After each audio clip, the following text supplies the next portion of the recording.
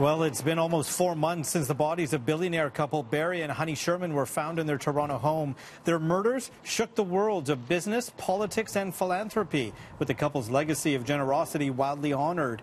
But tonight, a new Maclean's investigation, published just this last hour, reveals another dimension to this story as police try to answer why the Shermans were killed. So I guess in the former days, we would say this article is hot off the press. It's called The Other Side of Barry Sherman, and Anne Kingston, who co-authored this article, along with Michael Friscolante, joins me from Maclean's. You really talk about the paradoxes of this man, and you know, you start off the article by saying, by showing some of the people who he helped, which included someone who defrauded him.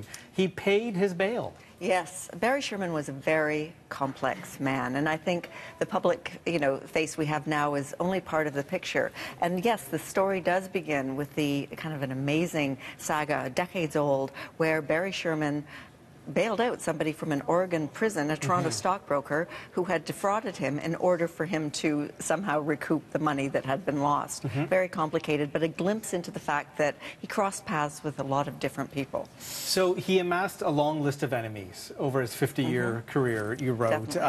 He also admitted at one time that maybe he would be the target of murder. This was several decades ago, in fact, and it was said, his friends now look back at that quote saying that he might be a target because of the various, we go into them in the story, but yes, that he was being sardonic, that was his dry wit in saying that. But the fact is that it was well known that he had amassed, he was a very combative, aggressive businessman, famously litigious, and he amassed a lot of enemies in doing so. And it wasn't just the drug business. I mean, he was involved in a failed attempt to get a casino.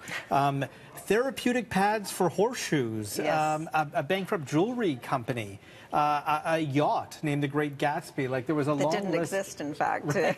So a long list of business ventures. Well, I think that's one of the things the story doesn't, sort of uncover, and also points to the difficulty that police investigators will have as they try to figure out the complicated web of his life. His business dealings were incredibly complex. Outside Apotex, the generic drug company he founded, he also invested in a myriad of bizarre, like out-and-out odd investments that again brought him into proximity with a cast of characters we're sort of saying is out of a Coen Brothers movie. Very, known fraudsters and so forth. But with all these business dealings came litigation and came courts. And the line that you used was, he used the courts as readily as others used the subway. Yes, to get where he wanted to go. And the thing is that you have to understand about Barry Sherman is he was fueled with a sense of righteous certitude, that he was fighting this, the battle of the angels.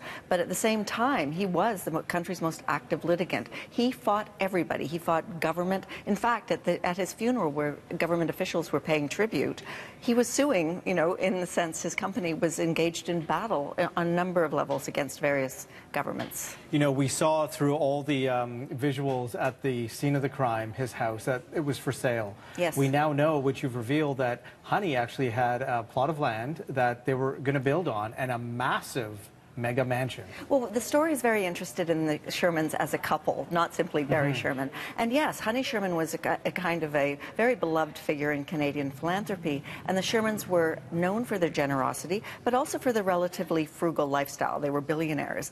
But as it happened, Honey's current project at the time of her death was this quite a lavish Forest Hill home that they were having built. So that was a project, and that was the project, in fact, that would end up having them sell their house, which in turn opened it up to, real estate agents and others, and tragically is where their bodies were found in December of 2017. Right, but a complex web tied in many business dealings, and even from the grave, he continued to sue.